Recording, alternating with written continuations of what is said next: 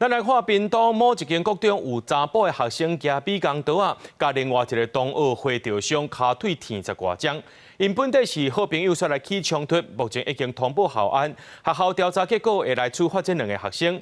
另外，屏东呢有一间高职也发生讲，这查甫学生拍查甫学生，因2个咧自本地的国中就是死对头。学校即卖也已经启动校安通报机制啊。这边脚踏虎下卡，这个超过7公分的刀痕，互家长是种唔甘的。某都接受囡仔是上课的时阵，互同学用美工刀啊划着伤。希望他们重视这件事情，是因为这个东西是利器。今天是刚好划到脚，改天如果划到大动脉呢？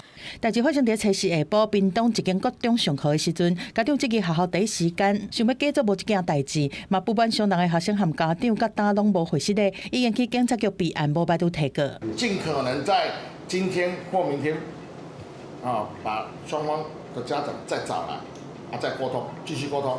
因班的导师讲，2个人平常时是好朋友，表现嘛拢真好。调查发现讲是因为小可代志在冤家，扭来扭去的时阵，刚为着伤迄个风踢着下骸，才提美工刀啊，讲是要防话，所造成伤人的事故，第一时间已经通报校安，马车夫都是到关怀。为了兑换奖品，戏弄翻脸而造成肢体冲突，那其中1名学生被划伤。另外一个校安事件是发生在屏东一间高职，一个查甫同学对查某同学来实行暴力，造成伊的耳仔流血。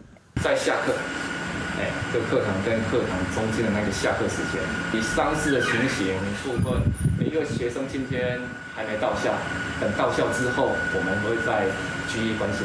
接获通报后，已立即介入，并依少年事件处理法相关程序积极进行查处侦办。学校这边表示讲，事件起因是2个人伫高中时期累积的恩怨，已经做校安通报，后壁会加强学生的情绪管理、冲突的处理和人际关系的教育，避免事件搁一摆来发生。